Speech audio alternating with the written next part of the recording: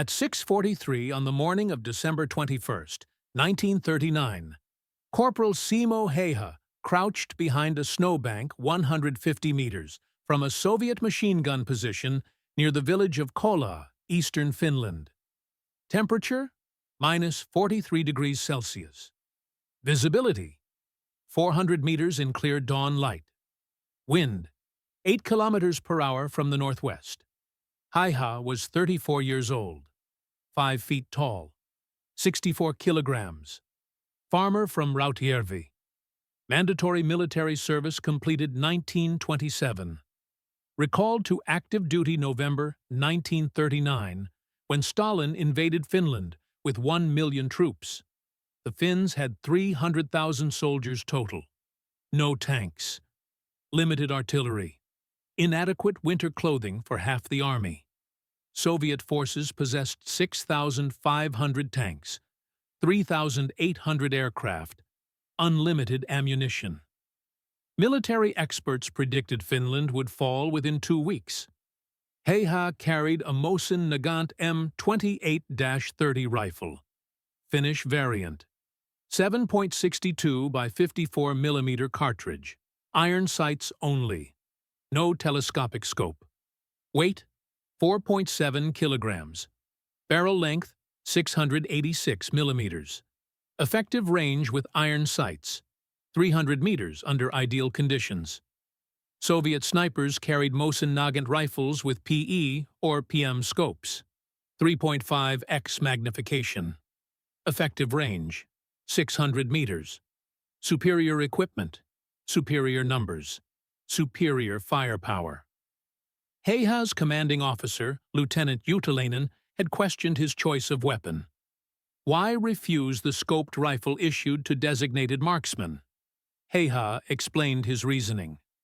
Scopes fog in extreme cold. Scopes reflect sunlight, revealing shooter position. Iron sights eliminate these problems.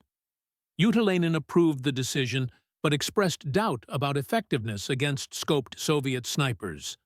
At 6:44, Heha identified his target. Soviet soldier, approximately 25 years old, positioned behind a log 147 meters distant. The soldier was observing Finnish positions through binoculars. Heha controlled his breathing, exhaled slowly, squeezed the trigger at the bottom of his breath cycle. The Mosin Nagant cracked. The Soviet soldier dropped the binoculars and fell forward across the log. First confirmed kill. Heha worked the bolt, ejected the spent cartridge, chambered a fresh round from the 5-round internal magazine. He scanned for additional targets through iron sights. The machine gun position 150 meters away showed no reaction. The crew had not identified his location. At 6:51, a second Soviet soldier appeared at the machine gun position. He was checking on the binocular observer who had not returned. Heha aimed, controlled breathing, fired. The second soldier collapsed. 2 kills in 7 minutes. The machine gun crew now understood they were under sniper fire. They traversed the weapon, searching for Heha's position. The MG crew fired a burst into the tree line 80 meters north of Heha's actual location. Wrong direction. Heha remained motionless. White winter camouflage blended with snow. Face covered, except eyes. No movement meant no detection. At 7:03, the machine gun ceased firing. A Soviet officer appeared behind the position, presumably to assess the situation and reorganize the defense. Range, 152 meters. Heha fired. The officer fell. 3 kills. Soviet infantry began moving toward the suspected sniper location 80 meters north. They were searching the wrong area. Heha could have engaged them, but revealing his position would bring concentrated return fire. He chose patience over additional kills. At 7:28, Heha withdrew from his position.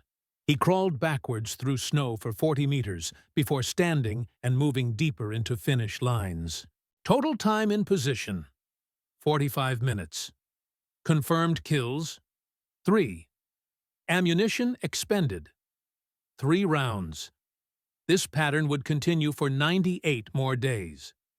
If you want to see how a Finnish farmer with iron sights became the deadliest sniper in military history, please hit that like button. It helps us share more forgotten stories like this, and please subscribe if you haven't already. Back to Heiha. Simo Heiha was born December 17, 1905, in Rautjärvi, Viipuri province, southeastern Finland near the Soviet border. His family owned a small farm, 7 children total. Simo was the second youngest. Farm life taught practical skills. Shooting was necessary for hunting. Heiha learned to shoot at age 7 with his father's rifle. By age 12, he could consistently hit targets at 100 meters. By age 15, he was hunting moose and bear in the vast forests surrounding Rautjärvi. Hunting in Finnish forests required different skills than military shooting. Targets moved. Conditions changed rapidly. Wind, temperature, light all affected bullet trajectory. Heiha learned to calculate these variables instinctively. No rangefinders, no wind meters, just experience and observation. At age 17, Heiha joined the Finnish Civil Guard, a voluntary defense organization.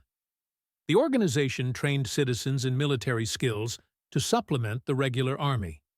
Training included marksmanship, tactics, survival skills. Heiha excelled at marksmanship. In 1925, he competed in his first shooting competition. He placed 4th. In 1926, 2nd place. In 1927, he won the regional championship. The Civil Guard shooting competitions used military rifles at ranges from 150 to 300 meters. Iron sights only. No scopes allowed. Competitors fired from standing, kneeling, and prone positions. Scoring emphasized accuracy under time pressure. Heiha trained obsessively. He would spend entire afternoons shooting targets from different positions, different distances, different weather conditions. Winter shooting interested him particularly. The extreme cold of Finnish winters, often reaching -40 degrees. Affected rifle performance. Metal contracted, oil thickened. Accuracy decreased unless the shooter understood compensation methods. Heiha developed techniques for cold weather accuracy. He learned to keep ammunition warm in inner pockets. He discovered that breathing on the rifle action before firing prevented the bolt from freezing. He found that snow could stabilize a rifle better than sandbags if packed correctly. By 1939, Heiha had won multiple regional and national shooting championships. His specialty was rapid precision, shooting fast target acquisition, quick aim, immediate fire, high accuracy. This skill set would prove lethal in combat. Mandatory military service came in 1925. Heiha served 1 year in the Finnish Army, 6th Division, Viipuri. His marksmanship scores during basic training placed him in the top 2% of recruits. Officers recommended him for sniper training, but Finland's army had no formal sniper program at that time. Heiha completed service as a regular infantryman and returned to farming. For the next 14 years, Heiha farmed, hunted, and competed in shooting matches. Quiet life. No indication of what would come. On November 30th, 1939, everything changed. The Soviet Union invaded Finland. Stalin wanted territory. The Soviet leadership demanded Finland cede land near Leningrad and grant military basing rights. Finland refused. Stalin ordered invasion. The Winter War began with massive Soviet artillery bombardment across the entire border. Soviet forces attacked in multiple sectors simultaneously. Finland mobilized its reserves immediately. Heiha received mobilization orders on December 1st. He reported to the 6th Division at Viipuri. The division was assigned to defend the Kola sector, a 16-kilometer stretch of frozen terrain along the Soviet-Finnish border. Kola was strategically critical. If Soviet forces broke through at Kola, they could advance toward Viipuri, Finland's second-largest city. Holding Kola meant containing the Soviet advance. The defensive position at Kola was not ideal. Flat terrain, frozen marshland, scattered forest, minimal fortifications. Finnish forces numbered approximately 4,000 men. Soviet forces opposing them numbered between 12,000 and 15,000 initially, increasing to over 20,000 by late December. Finnish defenders lacked heavy weapons. Artillery was limited, perhaps 20 pieces total for the entire sector. Anti-tank weapons were scarce. Soldiers relied primarily on rifles, submachine guns, and improvised explosives. Soviet forces possessed overwhelming firepower. Dozens of tanks, heavy artillery, Katyusha rocket launchers, air support. They attacked in human wave formations, believing sheer numbers would overwhelm Finnish positions. They were wrong. Finnish tactics emphasized mobility, camouflage, and marksmanship. Small units operated independently, moving through forests on skis, attacking Soviet supply lines, ambushing patrols, disappearing before counterattacks could organize.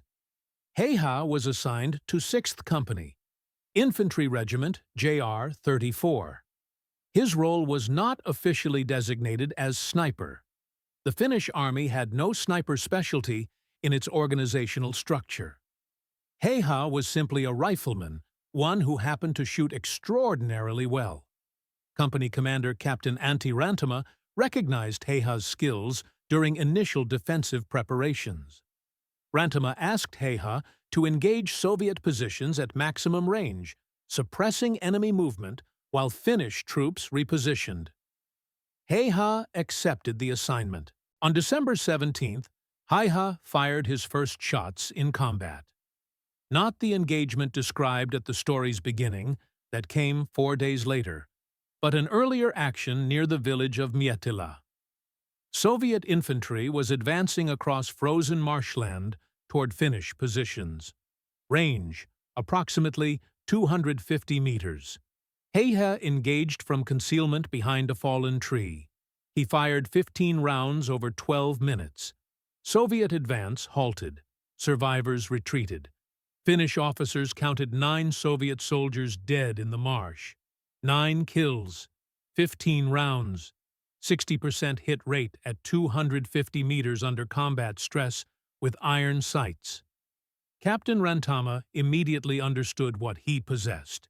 Heiha was not just a good shooter, he was exceptional.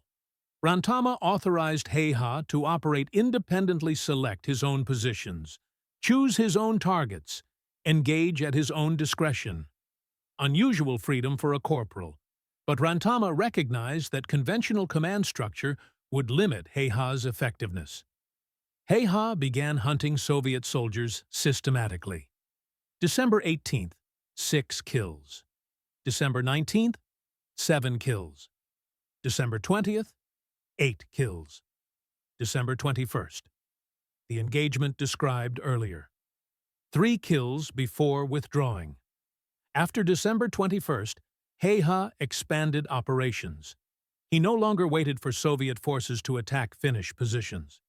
He went into no man's land between the lines, sometimes advancing 500 meters beyond Finnish forward positions, finding concealed locations, and waiting for targets.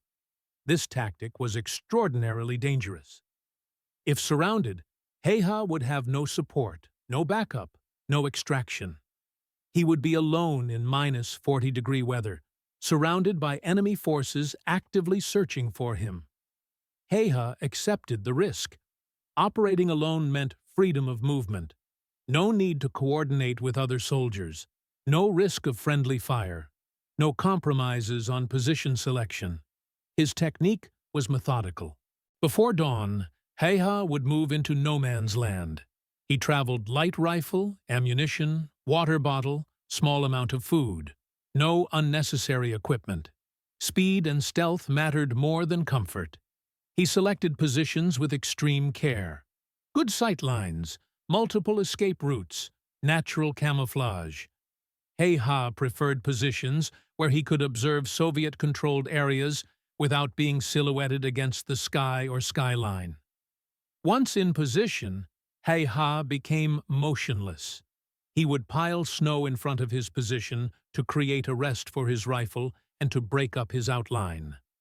He packed snow around himself for insulation and concealment. He covered his head and shoulders with white cloth. Only his eyes and rifle barrel remained exposed. Then he waited, sometimes for hours. He-ha understood that patience was the sniper's primary weapon. Rushing led to mistakes. Mistakes led to detection. Detection led to death. When targets appeared, He-ha evaluated each one carefully. Priority targets: officers, machine gunners, radio operators, anyone whose death would disrupt Soviet operations. He-ha rarely shot ordinary infantrymen unless they posed immediate threat to Finnish positions. After each kill, He-ha would wait before firing again. Sometimes 10 minutes, sometimes 30 minutes. This prevented Soviet forces from determining his exact position based on multiple muzzle flashes. It also created psychological pressure. Soviet soldiers never knew when the next shot would come. By December 25th, He-ha had killed 47 Soviet soldiers in confirmed engagements. Confirmed meant an officer or fellow Finnish soldier witnessed the kill. He-ha's actual kill count was likely higher. He often operated alone with no witnesses. Soviet forces at Kola began to notice the pattern. Soldiers were dying from single shots fired from unidentified locations. Officers were killed at ranges exceeding normal rifle effectiveness. Machine gun crews were being eliminated one member at a time. Soviet command ordered countermeasures. They deployed their own snipers, professional marksmen, with scoped rifles and formal training. These Soviet snipers began hunting for the Finnish shooter who was causing such casualties. The counter-sniper operations began on December 27th. He-ha was in position 400 meters forward of Finnish lines, observing a Soviet supply route. At 9:17, a bullet struck the snow 15 centimeters from his head. He-ha did not move. The shot had come from the northwest, approximately 200 meters distant. A second shot followed 12 seconds later. This one struck 8 centimeters to He-ha's right. The Soviet sniper was bracketing, adjusting aim based on the first shot's impact. He-ha slowly turned his head, scanning the northwest sector through his rifle sights. He searched for any indication of the shooter's position. Muzzle flash would have been visible if the Soviet sniper fired again, but waiting for a third shot meant risking death. At 9:19, He-ha spotted movement.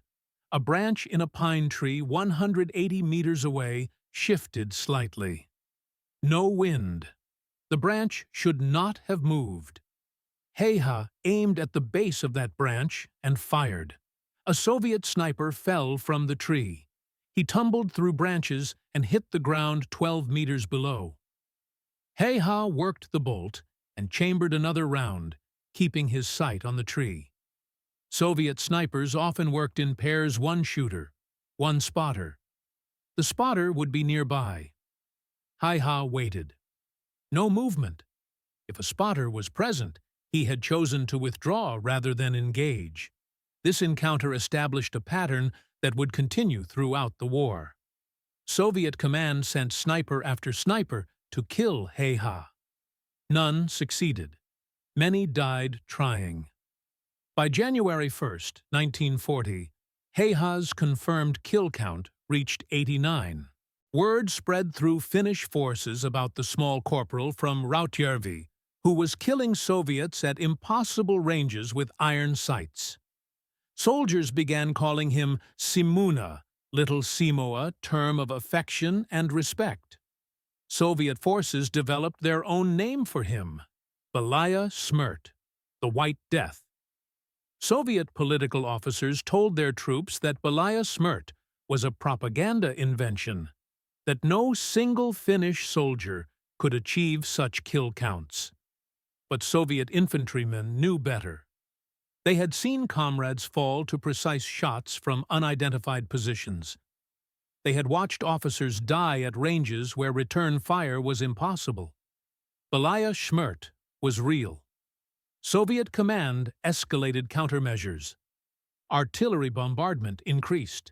Any suspected sniper position received immediate shelling. Entire sections of forest were leveled by concentrated fire. He-ha adapted. He never used the same position twice. After each engagement, he would relocate immediately, sometimes crawling 100 meters through snow before standing and moving to a completely different sector. January brought colder temperatures. -45 degrees became normal. Exposed skin froze in seconds. Metal weapons became painful to touch without gloves. Breathing through the nose caused ice to form in nostrils. These conditions favored the Finns. They were accustomed to Arctic weather. Soviet troops from Ukraine, Georgia, and Central Asia suffered terribly. Frostbite casualties exceeded combat casualties in many Soviet units. He-ha used the cold to his advantage. He filled his mouth with snow before firing. This prevented his breath from condensing and creating visible vapor that would reveal his position. He kept spare ammunition inside his jacket close to his body to maintain consistent temperature and prevent powder from being affected by extreme cold. The Mosin Nagant rifle performed reliably at these temperatures. Finnish gunsmiths had modified the standard Soviet design, improving cold weather reliability. The bolt action functioned smoothly even at -45 degrees. Accuracy remained consistent. He-ha maintained his rifle meticulously. Every evening after operations, he would disassemble the weapon completely, clean every component, apply fresh oil appropriate for extreme cold, and reassemble. This routine took 35 minutes. He-ha never skipped it. January 6th brought He-ha's most productive single day. He killed 25 Soviet soldiers between dawn and dusk. The engagements occurred across multiple positions as He-ha moved through the forest, engaging targets of opportunity.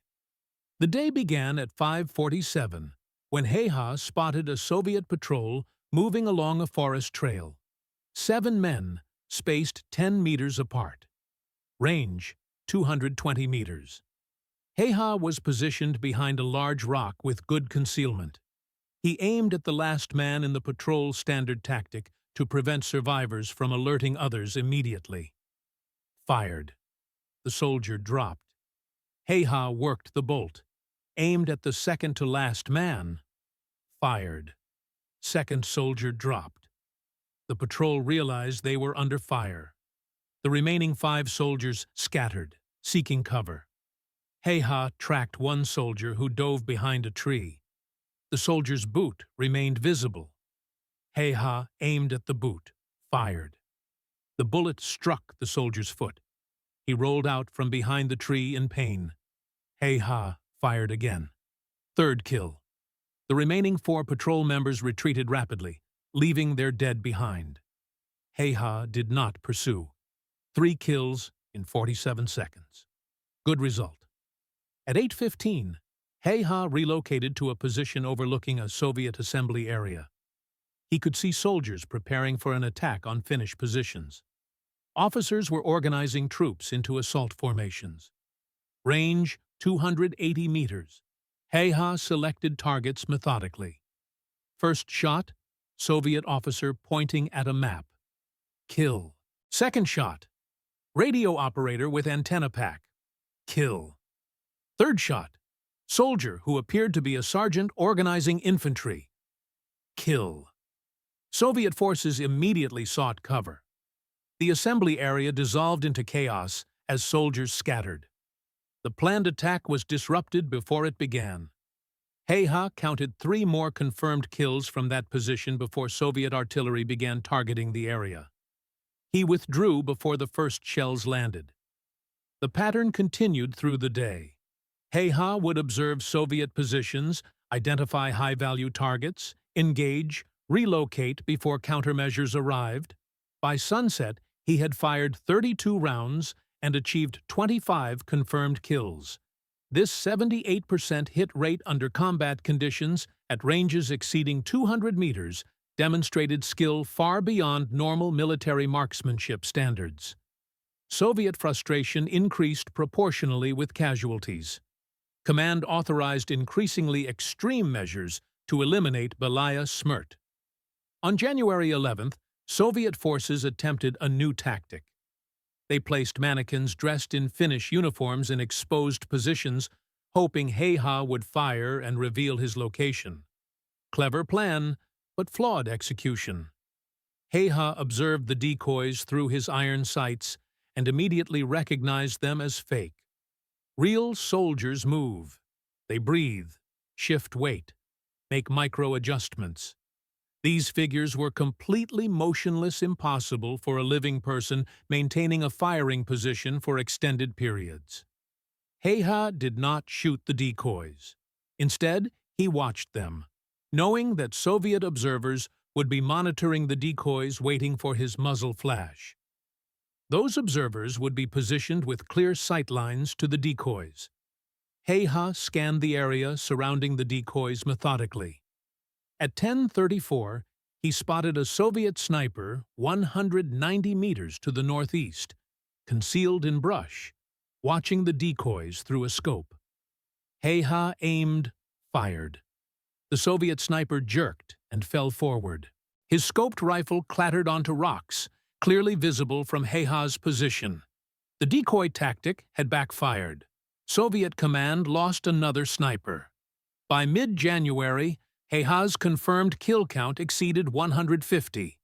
Soviet forces at Kola were demoralized. Soldiers refused to move during daylight. Officers had difficulty organizing attacks because troops feared Belaya Smirt was watching. Finnish command recognized Heha's impact extended beyond the casualties he inflicted. His presence created psychological pressure that disrupted Soviet operations across the entire Kola sector.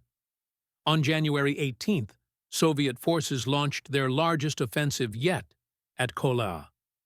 Over 10,000 troops, supported by tanks and heavy artillery, attacked Finnish positions simultaneously across the entire 16-kilometer front. The assault began at 600 hours with artillery bombardment. Soviet guns fired for 90 minutes, attempting to destroy Finnish fortifications and demoralize defenders. Then the infantry attacked in wave formations. Finnish forces were outnumbered 3-1. Ammunition was limited. Artillery support was minimal. By all conventional military calculations, Soviet forces should have broken through within hours. They did not. Finnish soldiers fought from prepared positions, inflicting severe casualties on attacking formations. Soviet tactics relied on mass-sending waves of infantry forward until defensive positions were overwhelmed. But Finnish marksmanship turned each assault into a shooting gallery. Heha participated in the defensive battle, but not from the main line. He positioned himself 200 meters forward of Finnish trenches in no man's land, with a clear view of Soviet assembly areas. As Soviet troops formed up for attacks, Heha would engage their officers and NCOs. Without leadership, assault formations lost cohesion. Soldiers would advance without coordination, making them easier targets for Finnish defensive fire. Between 7:30 and 1600 hours on January 18th, Heha killed 17 Soviet soldiers. All were officers or NCOs identified by their uniforms or behavior. The impact on Soviet operations was disproportionate to the raw number of casualties. The Soviet offensive at Kola failed. After 3 days of continuous attacks, Soviet forces had gained no significant ground and suffered over 4,000 casualties. Finnish casualties were approximately 400. This defensive victory demonstrated that superior numbers and firepower did not guarantee success against determined, well-trained defenders who understood their terrain and utilized appropriate tactics. Heiha's role in the battle was recognized by Finnish command. On January 22nd, he received promotion to sergeant. The promotion came with increased pay meaningless during wartime and official authorization to operate independently, which Heiha had already been doing for weeks. More significantly, Finnish newspapers began publishing stories about the Sniper of Kola. No names were used initially, but soldiers and journalists knew the stories referred to Heiha. These stories served propaganda purposes. Finland needed international support, demonstrating that Finnish forces could inflict severe casualties on the supposedly invincible Soviet military, encouraged foreign governments to provide aid. The stories also boosted Finnish morale. Civilians reading about Belaya Smert's exploits believed Finland could win despite overwhelming odds. Heiha disliked the attention. He was a private person, uncomfortable with publicity. When journalists requested interviews, he declined. When officers suggested he could serve Finland better by making public appearances to raise morale, Heiha refused. His contribution would be made on the battlefield, not in newspapers. February brought no lessening of combat intensity.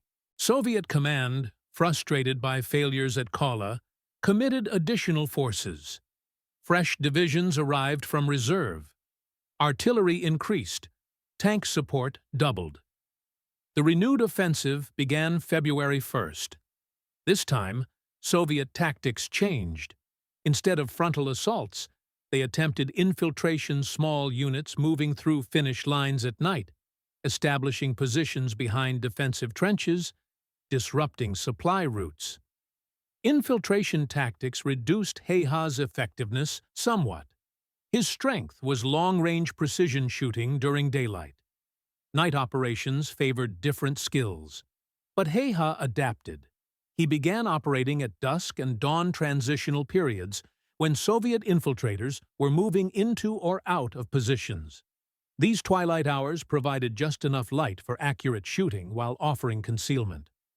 On February 4th, at 5:52 in pre-dawn darkness, Heiha spotted a Soviet infiltration team moving through trees 130 meters from Finnish lines. 11 soldiers moving in single file, each carrying explosives, probably planning to mine Finnish supply routes. Heiha engaged the lead soldier. Fired. The soldier fell. The others scattered. Heiha tracked movement in the dim light, fired again. Second soldier down. The remaining 9 retreated rapidly. 2 kills prevented a successful infiltration that could have disrupted Finnish logistics for days. By February 10th, Heiha's confirmed count reached 219. Some estimates placed his actual kills above 300, but Heiha only reported confirmed kills where witnesses could verify the target's death. Soviet counter-sniper efforts intensified. They deployed their best marksman graduates of specialized sniper schools, experienced hunters from Siberia, soldiers with records of 50-plus confirmed kills in other campaigns. These Soviet snipers were competent, experienced professionals. They understood fieldcraft, camouflage, patience. They knew how to hunt other snipers, but they faced a fundamental disadvantage. Heiha knew the terrain intimately. He had hunted these forests for years before the war. He knew every hill, every tree cluster, every rock formation. Soviet snipers were operating in unfamiliar territory. On February 12th, a renowned Soviet sniper arrived at Kolia with orders to kill Belaya Smert. His name was never documented in Finnish records, but Soviet sources later identified him as a graduate of the Vistral shooting school with 68 confirmed kills in the Spanish Civil War and early phases of the Winter War. This Soviet sniper began operations on February 13th. He established position in a heavily wooded area 300 meters from Finnish lines and waited for Heha to appear. Heha, operating in the same general area, sensed something wrong. The usual Soviet patrol patterns had changed. Fewer soldiers visible, less movement in areas where activity normally occurred. Changes in enemy behavior indicated danger. Heha proceeded with extreme caution. Instead of taking his preferred positions, he selected alternate locations with better escape routes. At 11:23, a bullet struck a tree 20 centimeters from Heha's head. The shot came from approximately 250 meters to the east. Heha dropped flat and rolled behind the tree. A second shot struck where he had been positioned 1 second earlier. Professional shooting. Quick target acquisition. Rapid follow-up. Accurate range estimation.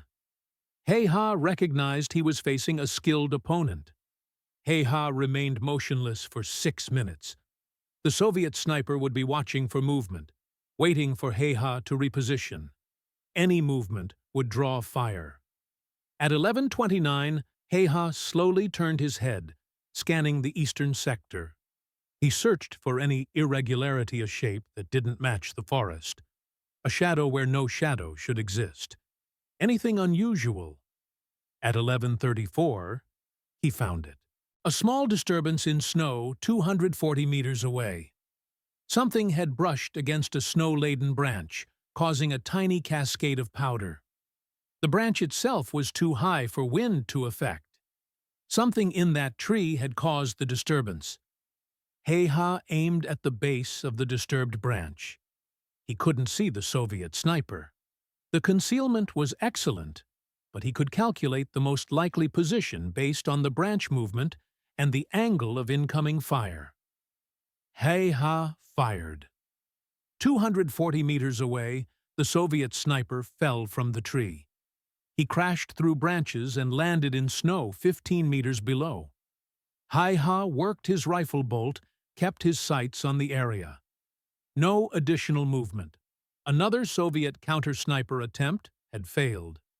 The encounter demonstrated a critical advantage Heha possessed beyond shooting skill. He understood forests. He noticed details others missed, the way branches moved, how snow accumulated, where animals left traces. This environmental awareness kept him alive when pure marksmanship would have been insufficient. February 17th brought new danger. Soviet artillery began using targeted bombardment, based on intelligence reports about Heha's likely positions. Instead of random shelling, Soviet forward observers identified areas where Belaya Smirt had previously operated and called in precise fire. At 14:15 on February 17th, Heha was in position behind a fallen log 380 meters from Soviet lines. He had killed 2 Soviet soldiers in the previous hour and was preparing to relocate when artillery shells began landing 50 meters to his north. The bombardment was walking toward his position, a standard artillery technique where each salvo lands progressively closer, eventually hitting the target. Heha had perhaps 90 seconds before shells landed directly on his position.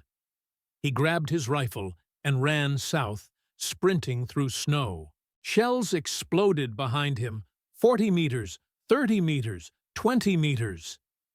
Shrapnel buzzed past. One fragment struck his pack, tearing through but not penetrating to his body. Heha dove into a drainage ditch as the final salvo landed exactly where he had been positioned 15 seconds earlier. The fallen log he had used for cover disintegrated in the explosions. Close. Too close. Soviet artillery tactics were improving. They were learning his patterns, predicting his positions. Heha would need to become even more unpredictable. For the next week, Heha operated in areas he had previously avoided: open ground, minimal cover, locations that seemed unsuitable for sniper work.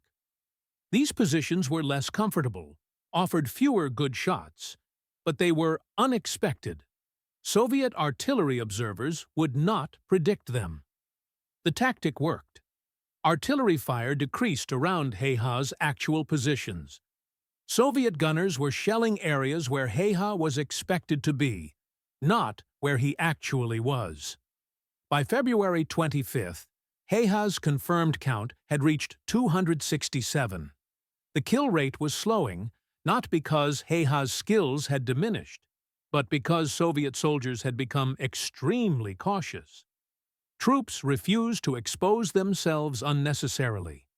Officers moved only when absolutely required. Machine gun crews built elaborate fortifications, providing complete concealment. Soviet fear of Belaya Smrt was changing their tactical behavior, reducing offensive operations, limiting patrol activity. This benefited Finnish defensive efforts almost as much as the kills themselves. On March 1st, Finnish intelligence reported Soviet forces were withdrawing from some positions at Kola. The massive offensive launched in early February had failed. Casualties exceeded 6,000. Ground gained, negligible. Soviet command was reassessing strategy. But the war was not ending. Stalin remained committed to conquering Finland. New offensives were planned for other sectors. The Karelian Isthmus, north of Leningrad, became the new focus. Finnish command considered redeploying forces from Kola to reinforce threatened sectors, but Kola had to remain defended. Soviet forces there still numbered over 15,000. Abandoning the position would allow them to advance toward Viipuri unopposed. Heha remained at Kola. His mission continued: kill Soviet soldiers, disrupt operations, maintain psychological pressure. March 6, 1940, began like any other day in the Winter War. Temperature, -40 degrees. Sky, overcast. Visibility, 300 meters. Heha moved into position at 6:15, locating himself behind a snow-covered boulder 250 meters from Soviet lines. He had used this position once before, 3 weeks earlier. Normally, he avoided repeating positions, but this particular location offered such excellent sight lines that he decided the risk was acceptable. At 7:30, Heha observed Soviet soldiers preparing defensive positions. They were reinforcing bunkers, probably expecting Finnish counterattacks. No high-value targets visible. Heha waited. At 8:47, a Soviet officer appeared, directing construction work. Range, 273 meters. Heha aimed, controlled breathing, began squeezing the trigger. Before he could fire, incoming rounds struck the boulder he was using for cover. Not rifle bullets, explosive rounds. Someone was shooting at him with an anti-tank rifle or similar weapon. The impacts threw rock fragments into Heha's face. He dropped below the boulder as more explosive rounds struck. These were not random shots. Someone had identified his exact position and was engaging with a weapon designed to penetrate fortifications. Heha needed to relocate immediately. He crawled backwards from the boulder as explosive rounds continued impacting it. After 10 meters, he stood and ran toward Finnish lines. At 8:51, as Heha ran across open ground, a bullet struck him in the face. The impact threw him forward. He crashed into snow and lay still. Blood poured from his jaw. The bullet had entered through his left cheek and exited below his right ear, destroying most of his lower jaw in the process. Heha remained conscious. The pain was extraordinary, but he understood his situation clearly. Jaw destroyed. Bleeding severely.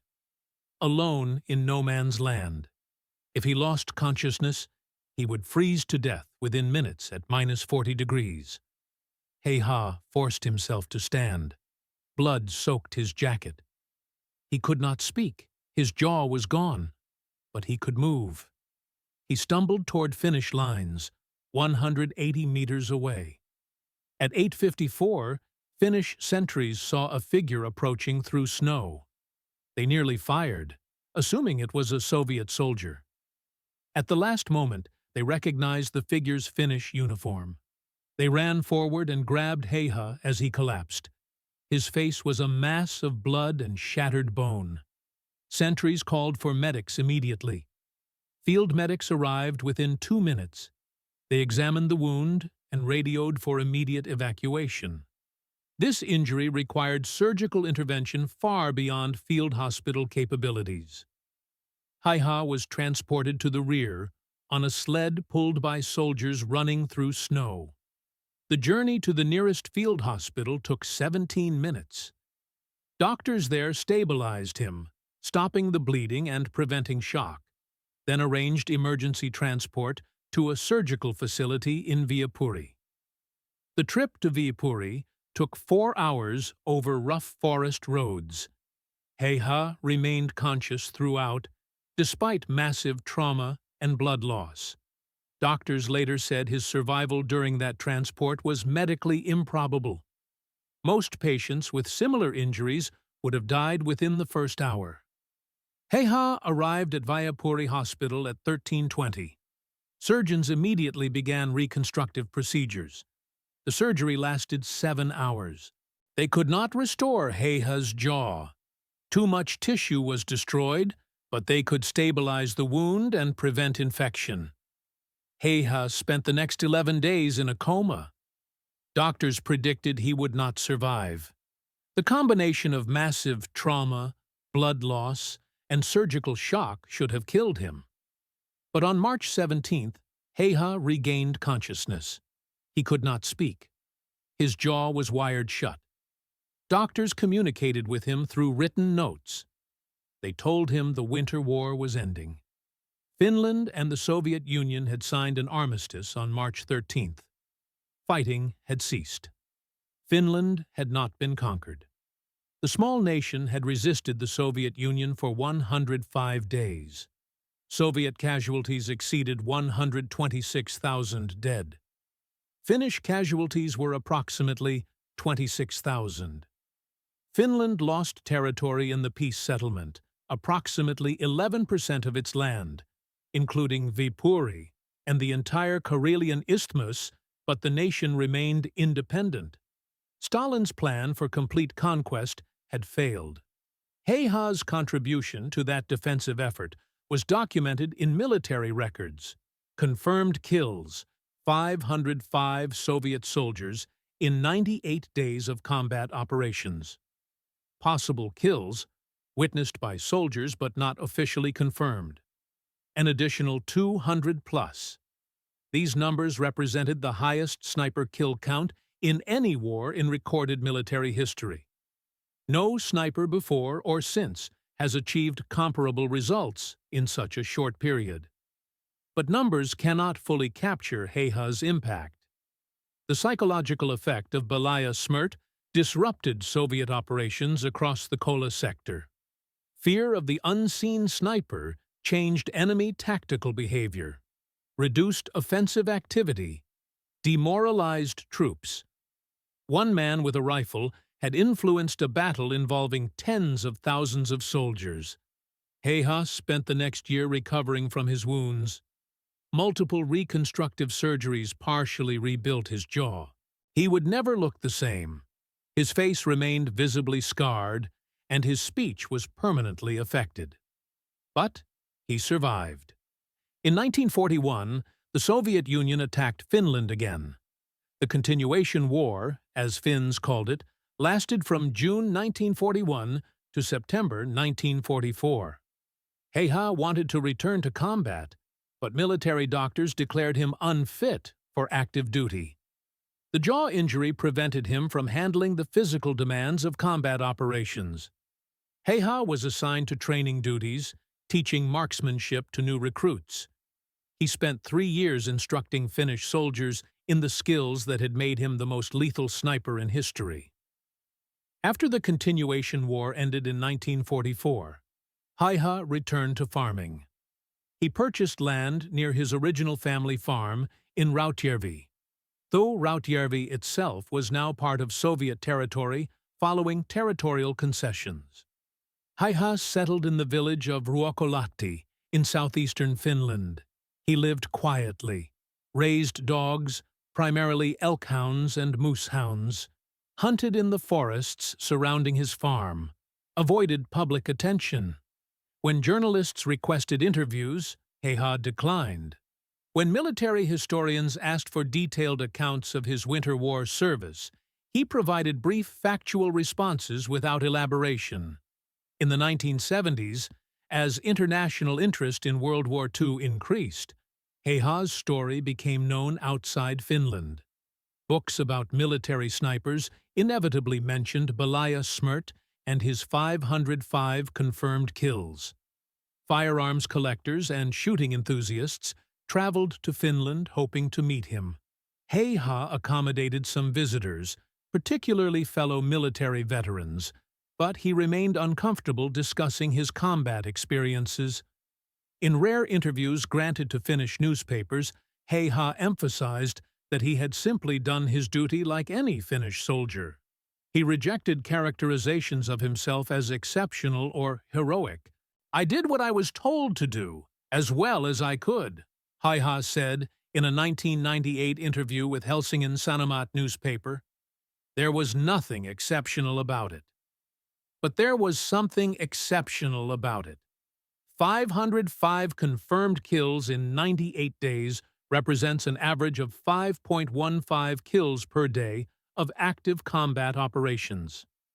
This rate of lethality had never been achieved before and has not been matched since. For comparison, the second highest sniper kill count in the Winter War belonged to Simo Heiha's friend and fellow JR 34 soldier, Simo Heikkilä, with 89 confirmed kills. The highest Soviet sniper of World War II, Mikhail Surkov, achieved 702 confirmed kills, but over 4 years of continuous combat operations, averaging 0.48 kills per day. Heiha's 5.15 kills per day rate exceeded all other military snipers in history by an order of magnitude.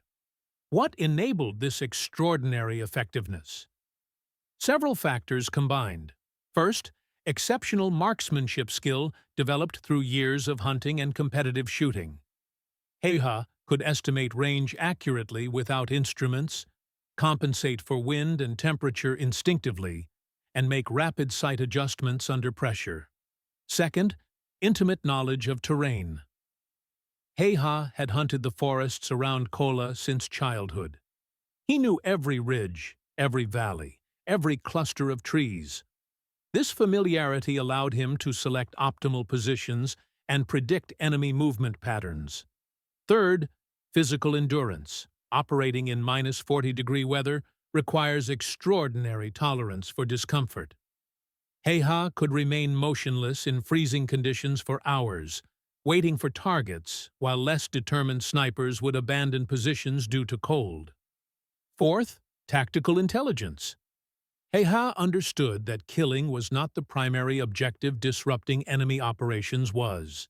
He selected targets for maximum tactical impact, prioritizing officers and specialists whose deaths would degrade Soviet capabilities.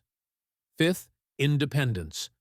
Heiha operated alone without direct supervision, allowing him to make immediate tactical decisions without awaiting orders.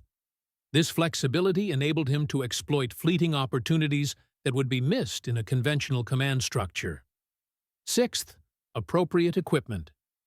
The Mosin Nagant M28-30 with iron sights was ideally suited to Heiha's operational methods.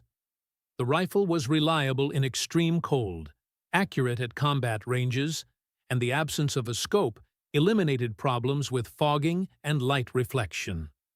Finally, and perhaps most importantly, Heiha possessed a psychological quality difficult to quantify: absolute calm under stress.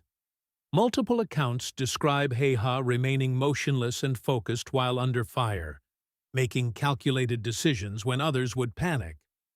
This combination of skills, knowledge, endurance, intelligence, independence, equipment, and temperament created a uniquely effective combat operator.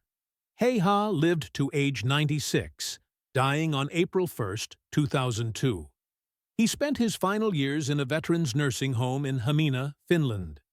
He was alert and active until the final months of his life, walking daily, maintaining correspondence with fellow veterans, following current events. He-ha never married. He had no children. His life was farming, hunting, and quiet existence in the Finnish countryside he had defended 6 decades earlier. At his funeral, Finnish military officials honored him with full ceremony. The President of Finland sent a letter acknowledging He-ha's service. Veterans from multiple wars attended, paying respects to a soldier whose achievements had become legendary. But perhaps the most meaningful tribute came from something He-ha said in his final interview, conducted in 2001 when he was 95 years old. A journalist asked if he regretted killing so many Soviet soldiers. He-ha's response was characteristic of his practical, straightforward nature. "I did what I had to do. They were trying to kill me and my countrymen. I stopped them. That was my job. Regret is pointless. The war happened. I survived. Finland survived. That's what mattered." The journalist pressed. Did he feel pride in his accomplishments? He-ha paused before answering. Pride? No. Satisfaction that I did my duty well? Yes. But pride suggests I was seeking glory. I was seeking survival, mine and my country's. We achieved that. Nothing more needs to be said. This perspective reflected the Finnish concept of sisu, a cultural construct combining determination, resilience, and stoic endurance. Sisu does not celebrate heroism. It simply acknowledges that difficult tasks must be completed regardless of personal cost.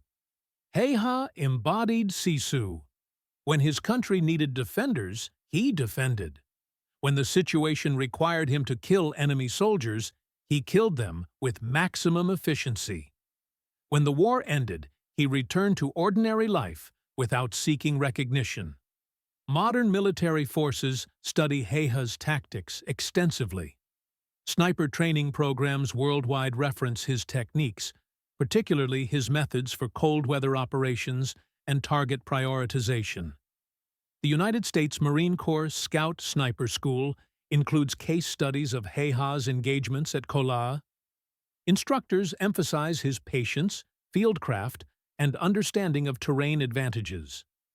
The British Army's Sniper School at Warminster analyzes He-ha's decision to use iron sights instead of telescopic optics, noting that under certain environmental conditions, simpler equipment can be more reliable than technologically advanced systems. Russian military historians have written extensively about Belaya Smrt, examining why Soviet countermeasures failed. Most analyses conclude that Soviet tactics were poorly adapted to the specific conditions of the Winter War: extreme cold, dense forests, small unit operations. Soviet forces excelled at large-scale mechanized warfare, but struggled against opponents who understood asymmetric tactics. The Mosin Nagant rifle He-ha used during the Winter War was preserved by the Finnish Military Museum in Helsinki. The weapon shows extensive wear from combat use, but remains functional. Museum staff occasionally fire the rifle to verify its continued operational status. Maintaining a tradition He-ha himself started, he would test-fire the weapon every few years to ensure it still shot accurately. Ballistic analysis of the rifle reveals why He-ha achieved such accuracy. The barrel shows minimal wear despite firing thousands of rounds. The action remains tight, with no looseness. The iron sights maintain perfect alignment. This rifle was manufactured to exacting standards and maintained meticulously throughout its service life. Firearms experts who have examined the weapon note that its performance capabilities are not exceptional by modern standards. Contemporary precision rifles far exceed its accuracy. But in 1939 to 1940, the M28-30 represented the peak of bolt-action rifle development, and in Hei-Ha's hands, it became the deadliest weapon in the Winter War. Hei-Ha's legacy extends beyond military history. In Finland, he remains a national hero, representing the determination and sacrifice of the Winter War generation. Schools teach his story as part of Finnish history curriculum. Veterans organizations maintain his memory through annual commemorations. But outside military and historical circles, Hei-Ha is less well known than other World War II figures. He never sought publicity. He wrote no memoirs. He gave few interviews. His story lacks the dramatic elements that make other war heroes famous. No dramatic last stands, no acts of self-sacrifice, no inspiring speeches. What Hei-Ha offered was something more fundamental: competence. He was a man who understood his job and executed it with maximum efficiency. In the crucible of the Winter War, when Finland desperately needed skilled defenders, Hei-Ha provided exactly what was required. 505 Soviet soldiers died because Hei-Ha possessed superior marksmanship skills and used them without hesitation or error. This is not glamorous. It is simply effective. Military effectiveness wins wars. Glamour does not. Finland survived the Winter War because soldiers like Hei-Ha made survival possible. Every Soviet soldier he killed was one fewer attacking Finnish positions. Every officer eliminated disrupted Soviet command structures. Every machine gunner shot prevented fire being directed at Finnish troops. The mathematics of combat are brutal but straightforward. Reduce enemy combat power faster than they reduce yours. Hei-Ha excelled at this calculus. In the final analysis, Simo Hei-Ha's story is about competence meeting necessity. Finland needed defenders who could kill Soviet soldiers efficiently. Hei-Ha could kill Soviet soldiers more efficiently than anyone else. The nation's survival depended on such efficiency being applied without mercy or hesitation. Hei-Ha provided what was needed, 505 times, in 98 days, under the worst possible conditions. And when the war ended, he returned to ordinary life and never spoke of it unless asked. This is not the story of a glory-seeking hero. This is the story of a man who understood his duty and fulfilled it with absolute competence. In the end, that may be the most meaningful kind of heroism, doing what must be done, doing it well, and expecting no recognition. If this story moved you the way it moved us, do me a favor, hit that like button.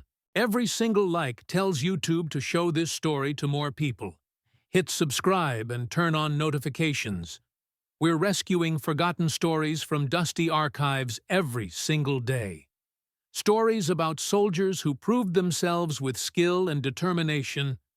Real people, real courage. Drop a comment right now and tell us where you're watching from. Are you watching from the United States, United Kingdom, Canada, Australia, Finland? Our community stretches across the entire world. You're not just a viewer. You're part of keeping these memories alive. Tell us your location. Tell us if someone in your family served. Just let us know you're here. Thank you for watching, and thank you for making sure Simo Hei-Ha doesn't disappear into silence. These soldiers deserve to be remembered, and you're helping make that happen.